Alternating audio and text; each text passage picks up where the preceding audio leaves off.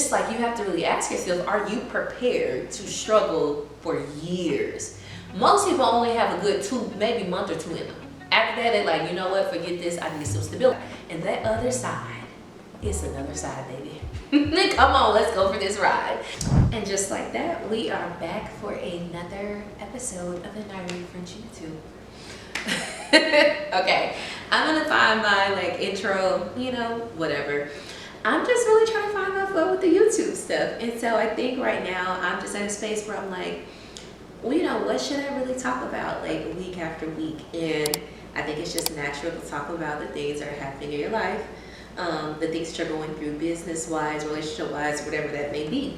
And so I want to talk about something that is, a popular topic, but from a personal standpoint. I want to talk about what it's like being a full-time real estate agent / entrepreneur for, next week is gonna mark 8 months. Y'all are in for a ride. This probably, I don't think this is going to be just my full-on personal experience, but this is more so just some real advice for people that are looking into going into entrepreneurship that may not have a whole bunch of money, or they only just kind of have the dream part of it. I just want to give, now that I'm 8 months in, some really good feedback if you're looking to just jump. Because a part of jumping, it requires, honestly, you're not always going to have the biggest safety net, but that's still no reason for you to not make the best decisions or to not just put yourself in the best position to be successful, if that makes sense. Because a part of, that's hard for me because the part of it's jumping is kind of you don't really know what's going to happen. But also, we control a lot more in our lives than we think we do. So this is just going to be my standpoint on what it's been like for me, just literally quitting my job, just saying F it, quitting my job and going full-time in real estate right after I got my license and just trying to figure it the heck out. Because honestly, I think I'm tired of seeing the glimmer and glamour takes, and a lot of times, this is not short form content, so a lot of younger people may not be watching this, and maybe it's up for y'all to relay the message to younger people, but I just want the message to get out there because I feel like a lot of younger people are looking at social media thinking that at 21, 22, you're supposed to be making 6 figures, you got it all figured out, business, entrepreneurship, and a lot of times in your early 20s, especially, a part of entrepreneurship people are not really honest about is the leadership aspect. And a lot of people in their early 20s are just not good leaders. I'm sorry. It's something that you really have to be molded, even if you're born with it. I feel like I was born a natural leader, but there is still a skill set to being a great leader. When you're in business, you carry on the leadership, especially if you end up having employees. You carry on leadership positions whether you like it or not. And so, I think for me, I just want to talk about it from a standpoint of it just seems so glamorous, and it's you have all your time to yourself. You don't have to call out sick. You don't have to take vacation time. And people kind of look at all these highlight reels of the pluses to being an entrepreneur, but they don't ever look at the other side. And that other side is another side, baby. Come on, let's go for this ride. Because this is not about to be some glamorous take about this is how it's spun on social media. You see these clips and it's I started off dirt poor. I had 3 kids and all I had was a dream to be, a real estate investor. So boom, I got the loan, I made the play, and I suffered, me and my kids lived in a trunk for 4 months. Not even 4 months. They don't ever just tell that part. It's always we lived in a car for a month, but right around the corner, I was up $1 million. And it's just y'all, that's not, honestly, that's just really not a lot of people's story. That hardship phase that people try to gloss over, sometimes that mess is a year or 2 or years long. Sometimes you struggle for years, and it's just you have to really ask yourself, are you prepared to struggle for years? Most people only have a good maybe month or two in them. After that, they're you know what, forget this, I need some stability. That's why I'm an advocate for entrepreneurship. I am only an advocate for entrepreneurship for people that genuinely desire to do it. And I feel like people mess up having assets, having things outside of your job with entrepreneurship. You can work your full-time job, have stability, maybe own a property or two for extra income, invest in stocks on the side. It may not be your full career, but to have extra income. That doesn't make you some full-time entrepreneur. It's just having sources of income. And I think people conflate those. You don't have to be a full-time entrepreneur. You don't have to have these dreams of having a big company to have additional sources of income. And people merge those together a lot, and that's not always the case. It's not everyone's calling to be the boss. It's just not. What you are the boss of, be the boss of your own life. Make your own lessons, create your own trajectory, and figure out what works for you. Because I'm going to tell y'all now, this shit, excuse my French, it's not easy. It's not easy. And I'm mentally prepared for it. I heard the real stories. I follow people that tell real truths. And so, but nothing prepares you for the experience that you're going to have. And I'm going to be transparent here. I'm probably not at this phase where I really want to overshare, because I think that can be a little dangerous too. But I'm going to be as transparent as I can about that journey to help someone and just kind of give tips along the way. And so I think my first tip for somebody that's willing to jump or wanting to go into full-time entrepreneurship is y'all get yourself out of as much debt as possible. Even the stuff that you think is small.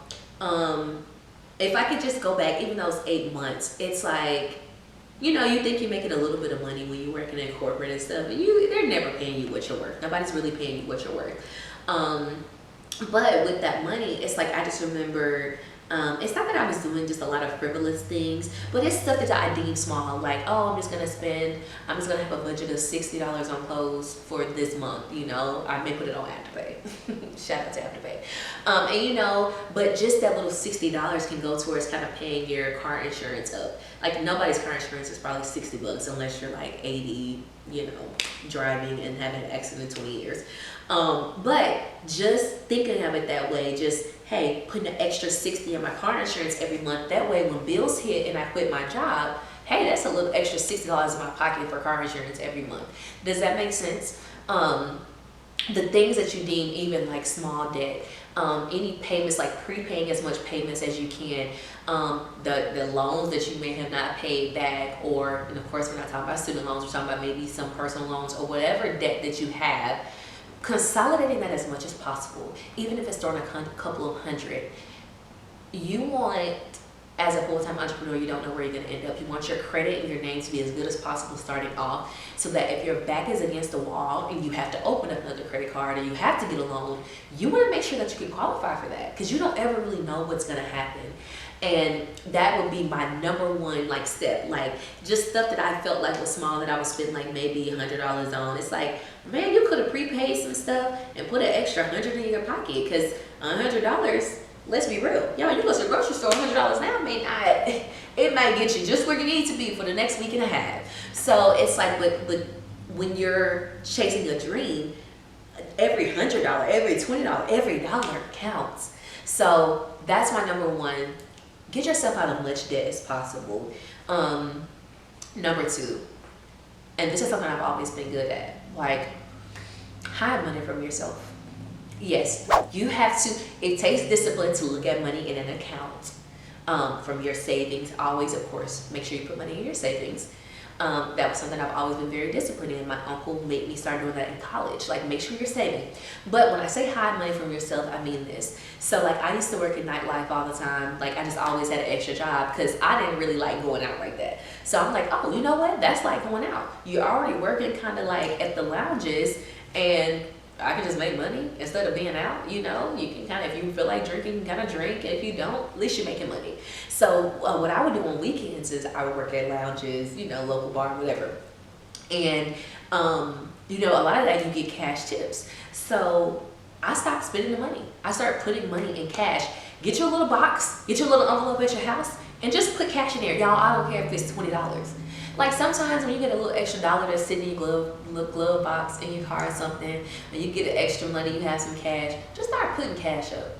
You'll be surprised at how much. One time I was doing that so much that one time I forgot I had that money, And after about 6 months of doing it, one of my tires blew out. And I don't know if I kept driving on it or something, but it made my other tire. So I needed 2 tires. I was so stressed out. And they told me the amount of my tires, and I was just like, oh my God, like I don't know how I'm gonna pay for this. This is so irritating. Like now I'm gonna be behind paying for my trips, because this was about 2 or 3 years ago.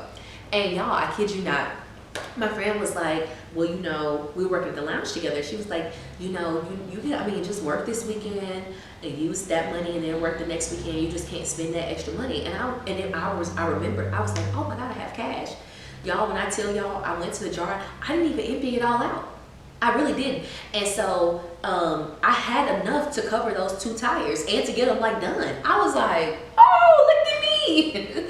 Look at me saving money to cover small inconveniences. And so the crazy part is, I think I ended up using maybe only like $150 for my check and using the rest in that cash, and still had that cash left over. You have apps like Earning app.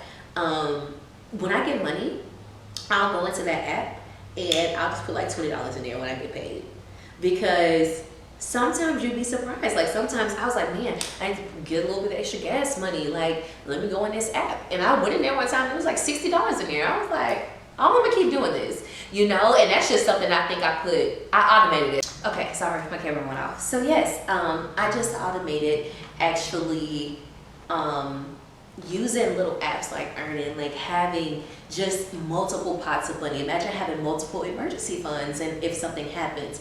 So especially being an entrepreneur, that's important, because you don't ever know, like you have up months, you have down months. Sometimes you're gonna make so much money, and sometimes you're just not. And I feel like a lot of people are just not sincerely prepared for those lows, because they feel gut wrenching as to where, and I think I talked about this in my very first one, like with being an entrepreneur. It's like, that's why I feel like when entrepreneurs win, it's such a celebration, because it's like, bro, y'all have no idea. Like when you lose in corporate, then people mess up your check. In a day or two, they're gonna fix it. You're gonna have the guaranteed money, so you don't have the stability. So actually having this money come in, it feels like, yo, I made it happen. Like this is what's up. So yes, I think that would be my next point. It's just making sure that you can hide money from yourself. Like it's important. 3, y'all stick to your budget. And I know we talk budgeting, like it's so important. If you only allocated $65 for groceries, you gotta put the chips back. Like you have to put something back when it's out of your budget. And I do mean honestly being that strict. Like you have to be so strict and disciplined with your budget, and that's something I'm really actively working on, because life is unpredictable. You don't ever really know what the heck is gonna happen, so you have to be prepared when it comes to that budget. I'm telling you, if your grocery budget is this, your grocery budget is this. If your going out budget is this, stick to your budget. I feel like that puts a lot of people, a lot of entrepreneurs in compromising positions, and understanding what's really important. Like sometimes we'll say, and I see people do this, and I think I've done it too, of course. I mean, we're people. But it's like, oh, since I have this money here, I have this really great month, I have this money here, you know, I'm going to just go to this dinner. I am going to spend an extra $50 here, and I'll just put the money back. That's not sticking in your budget, because y'all, I'm telling you, anything that can oppose you is going to oppose you in entrepreneurship. You're going to have, oh my gosh. For example, my little light bulb just went out in my Honda. That light bulb is $7. Most cars screw and unscrew the light bulb. Because of the kind of car that I have, they have to physically take off the bumper, which is still not hard. But guess what? When people have to do more than unscrew a light bulb, they want to charge you money. So something that costs $7 on an older model, they're like, the people at AutoZone was like, oh, we can just pop it in. They come out to pop it in. They were like, this is different. And they looking up YouTube videos, and they were like, you gotta remove this whole part to take it off. It's easier, but it's still way more work to do. And so this dude was like, you know, I can do it for $80. Now I'm gonna go hackle somebody. I'm gonna go and say I have $50 for y'all, because you're literally just taking it off and unscrewing a light bulb. But again, y'all, look at how something like just my light bulb, my turn signal light bulbs, from a $7 that wouldn't have mattered to me turned into $80. Like that stuff happens, and I done spent $50 extra at my friend's birthday dinner. No, that $50 extra that I probably need right now, that can be used for my inconvenience. So stick to your budget no matter what. Like if you have the budget, if you have a set budget, and if you don't have a budget, that's important, get one. Get your budget for your bills, get your budget for everything. Even if you know you like to shop and that's just something that's hard for you to break, create a budget for it. It's a budget for everything. Create a budget. I have a budget for my nails because I'm like, that's the one thing. Lord, I'm like, okay. Lord, I'll do my own hair. I haven't had my hair done in probably a year and a half. Saving money. I haven't bought new hair in so long and I'm itching and I'm like, I want to, but y'all, that was my sacrifice. I'm like, I can't afford to get my hair done in this season. Like, I can't get my toes done. I go to Walmart, I got my little my pedicure set. So I have to do my little scrubbing at home. I have to cut my cuticles at home for my toes. But my nails is not one. I'm like, I talk with my hands so much. And my nails are I always have like different types of nails. I'll put y'all a little slideshow of my nails over here, okay? But that's the way that I'm really creative and express myself. So that's not something that I really wanted to sacrifice. So my hair was honestly the biggest expense anyways. So I'm like, okay, so I'll sacrifice my hair. I'll sacrifice getting my toes done.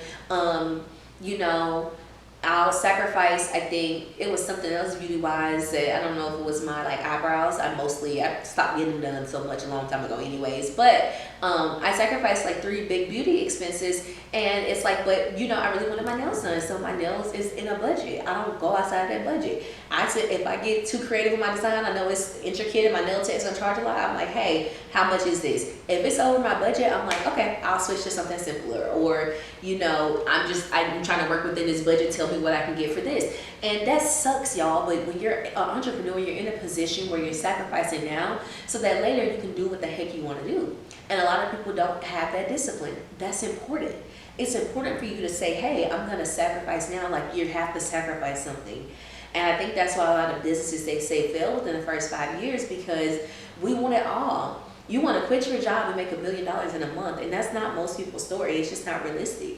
You don't have rich parents to give you all this money to start your dream, and you can go home and live with them and cut your rent, which is one of your biggest expenses, and they'll pay off your car, which is your biggest expense. We don't have those luxuries. So if you don't, you just have to understand that there are going to be some sacrifices that you have to make, and that honestly can be very hard. Like, sometimes we look at other people's lives and we're like, that shouldn't be hard to give up, but you don't know. Like, sometimes people may be getting their hair done, it's therapeutic for them. It's like, it's a confidence thing. It's like, hey, this is the one, me going to my pedicure, that may be the one time for myself. It's like my one, like, okay, I'm going to breathe. I want the hot towels on my legs. I want this thing. That may be the one thing that people do for themselves, and that's being stripped away. And though it sounds small to some people, it's still a sacrifice that's very hard. And so I think that would be another point that I would have to make, is just not only just really sticking inside of your budget, but understanding the difference. I was about to say, sorry, y'all, it's my client. But understanding the difference between, sacrificing and just expecting everything to work out how you think it's going to work out, because it like never does. So I think that's another lesson. Just understand the amount of sacrifice is 10 times whatever you think it is. I'm telling you, in entrepreneurship, the sacrifice is 10 times what you think it is. I would just honestly say, like, I'm not going to drill y'all with the points because I can go on and on. I can be like, having a solid routine daily. You are used to getting up working for someone. Nobody's making you get up. You don't have to call out sick if you don't feel well. And sometimes you'll find an excuse to lay around a lot of days if you don't have discipline. Routine is still very, very important. And I would just urge anybody that wanted to really quit, like, you may not get up the same way you were getting up for your job, get up for yourself. For me, I hated getting up. I'm not a morning person, but if I get up, I'm fine. I prefer not to. But you know what? I'm like, why do you need to sleep till 10 o'clock? Like, you don't need to sleep till 10 a.m. Like, get your butt to bed on time. You were getting up at 7 or 8 o'clock for somebody. And so my compromise with that is I don't sleep past 9 a.m. Like, that's my surplus to being an entrepreneur. It's like I would have had to already been in the office by 8:30 or 9. So now I don't have to be anywhere by then. But guess what? I mean, or I honestly wake up probably around 8:30 anyways. But anything after 9 is just too far for me. And that's just kind of my leeway of I'm an entrepreneur. I can set the schedule, and I still need to make sure I'm having a routine that is conducive to my new lifestyle, so that I'm hustling, because it's just a grind. And that's one of my main points too. Like, y'all, people underestimate the amount of work ethic and success and grind it takes, especially in real estate. Especially, y'all, if I could count how much money, I probably have lost at least 12 grand in the last 2 months from contracts that just fell through. And this is like people that are ready to buy. We're trying to get to the closing table, and just life happening, and contracts not happening. So, are you prepared for that? Are you prepared for 12 grand to go out the window when you can almost taste it? Like, you can dang near touch it. It's like man, that stuff hurts. And you have to work so hard finding the clients, like answering the phone, doing these tours. And in real estate, it's so much that we do that we don't get paid for. You don't get paid until you go to closing. And once a home is under contract, y'all, that process still takes about 30 days to happen. So aside from those 30 days that the contract is moving, you still talk to the customer, do your buyer presentation or your seller presentation if you're listing the home. You're going out to the homes, touring. If you have customers, if you're a buyer's agent, your customers are very picky, you're trying to find stuff, maybe they found what they like. You go in and put in an offer, the thing is under contract. Then what? So now you're back to the drawing board. So it's so much that you don't get paid for, that honestly, having a very strong work ethic and keeping a positive attitude about it is not easy. But you have to outwork everybody. You really do. It's most fields I feel like are very saturated right now. And it's like, or I won't even say overly saturated, because I feel like it's still to some degree, it's a lot of people, but a lot of people ain't making as much money in all the fields. Like, you get people that, like, these markets seem very oversaturated, but if you get into there and it's 1,000 people in there, only like 10 of them probably making the great money. So you really want to be in that group that's very successful. You have to study your butt off, network your butt off. Sometimes I don't feel like going to a lot of these networking events. I don't really want to go and show homes so often, especially to like the same client who you're just trying to gauge, is this really going to happen or not? But you have to work your butt off. And again, I think I said this in the first video I ever made, I think people underestimate the amount of success that can happen. Well, here's the thing. I think they underestimate the amount of work that it's going to take, and they overestimate how successful they're going to be and how quickly. And I don't think you can ever overestimate your success. You should dream high. But when you're underestimating the amount of work it's going to take to get to that success, it's a recipe for disaster. Like, you need to know what's going on in your field, in your market. If you're leaving your job to do hair, you should know about the beauty trends going on in the world. You should eat, and it doesn't matter if you're going into that specific field, you should know about your industry. You have to study it, you have to network, do what you need to do to be the best when you're trying to maximize your money. Because there's going to be a time where you're going to really want to, real entrepreneurs, where you're going to kind of want to come out of the day to day. And what does that mean? That means you're going to have to create a team of people that you trust to run something that you built. And the only way you're going to be able to successfully do that is by knowing what the heck is going on in your industry. So if you really have levels to where you want to go, have the vision, but you have to do a lot of work to actually get there. And that's one thing I think that people just really underestimate, like in entrepreneurship. And I think another part to that is, man, you got to stay prayed up. You'll lose your mind. You'll lose your mind. Of course, I work a work from home job, like that I was working at a lounge. I do customer service to, just kind of keep extra money in my pocket. But I'm not full time by any stretch of the imagination. Like, I work as they kind of need me just to kind of have extra money and stuff. But my last, I think, like, big check was June. Now I'm about to have another one in, next week, but y'all, that's 5 months. Can you when I say pray, can you imagine like being used to making great money, traveling when you want to, kind of doing your own thing, you know, you kind of living life, you know, you're able to afford the expenses even though they frustrate you, you know, you're going to that, and you're going into this space where like, you don't really know what's going to be an up month, down month. You don't know if your next check is going to come in 5 months, in 1 month, in 2 months. You really don't know. And having a great spiritual life, having a connection with God during that time has gotten me through so much. Because let me tell you something, stuff gonna frustrate you no matter how much money you have. And I feel like car issues is one of those. Stuff like my washer started breaking, just like small inconveniences, they feel a lot bigger when you don't have a steady income.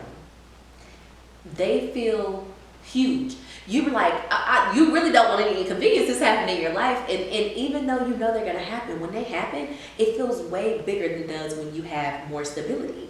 And being able to stay positive, to be disciplined anyways, to work anyways, it's just no small feat. I'm just gonna tell y'all now, it's a process not made for the weak, okay? I am not mad at anybody that keep their 9 to 5, that wants that stability, especially if you have children. I am not mad about it. I'm not discouraging you if entrepreneurship is your dream and your goal, but I'm never one to be like, hey, quit your job and do, man, what? No. It takes a lot to just get up some days. Oh my goodness, are you serious? It takes a lot to get up some days, and I want y'all to really hear me on that. It's not easy. It'll take a toll on your mental health. And that's why in my last video, I think I did a health check-in, I was just really stressing the importance of making sure you have a good health routine. You have a good morning routine. You take good supplements. You go into the gym. You scheduling that time to be disciplined, because this entrepreneur, oh, I gotta stop cussing. This entrepreneur stuff, it will chew you up and spit you out. God is not gonna let it happen, but your mind is a mental playground when you are going through this journey of ups and downs. I'm telling you now. And I'm not gonna rant for too long because I'm probably at my 30-minute mark. You know, I'm trying to keep my videos at least, I'm gonna get to the point. I'm trying to be on my key stuff with my interviews, like 3 hours, whatever. Cause I can talk and I have a lot of topics I can spin through. But I will say this, like, you, whoever's watching this, you have to be the king or queen of working your butt off. You have to be the king or queen, not even working your butt off. You have to be the king or queen of making something out of nothing. I think that's one of the biggest takeaways that you can take from this. You have to make something out of nothing. It's some stuff that's happened, y'all. My thought process of like fixing certain issues and coming to solutions, I never thought I'd be there. I'm like, I got through that one pretty quickly, you know. You have to make something out of nothing, and that's a part of the journey. When you say, I'm going to be an entrepreneur, I'm going to quit my job, I'm going to do this, you're saying, I'm betting on myself. I'm trusting the God within myself. I'm trusting myself to build something that is going to be substantial, that is going to financially support me, that is going to creatively support me, and that is no small feat. When you do it, you're gonna feel so great. I know I'm gonna feel good. I know I'm gonna get to where I'm going. But y'all, I don't want you to ever underestimate the journey. It's been rough. It's been rough. Thank God for a praying family. Thank God for praying friends. Thank God for having people that care about you, to make sure that you're mentally doing well, that you're financially doing well. You know, thank God for work ethic. Thank God for a sound mind. And I honestly, where's my crown? The queen of making something out of nothing. Like, it's not easy. So I think I want to create videos where I go more into detail about real estate in itself. But that's just some lessons that I've learned just these 8 months in real estate. I'm proud of me. My goal is to try to make it a year without having to go back to corporate or like a structured job. Because in my mind, when I get to that year, oh, that's it. Nobody be able to tell me nothing. I'm gonna say I made it a year. I found a way to pay my bills without going to a job that I hate. What? Lord, come on. But that's my goal, is to really get to this year mark, and I'm well on my way. It has been I am one of those people who too, I don't think I underestimated how hard it was gonna be. I think I knew. It's just nothing beats experiencing it. Like nothing's gonna beat the experience when you go into it and you're like, oh, so this is what it's like. Yeah, like having to miss stuff, you know, that you really want to go to, like not being able to like have the extra spending that I normally would do just because I saw something on TikTok or I saw something that I wanted to do, and I'm like, I've stopped a lot of frivolous spending, which in return I think have built some great habits. But sometimes it takes the joy out of just kind of being able to like go and just try something new. And so again, the goal is to be there again someday, but right now it's just a part of the journey. And I don't want you all to just get caught up. I hope you made it to the end of the video, because I just don't want people to get so caught up in the glamorous part of entrepreneurship, because I'm here to tell you, like, whatever you're gonna pay for, you're gonna pay for it financially, emotionally, like you're going to pay. You gotta pay your dues being a full-time entrepreneur. And I said all that, but I will say this. Do I think it's worth it? I absolutely do. It is something that will taunt you if there is something knocking on you to take a leap.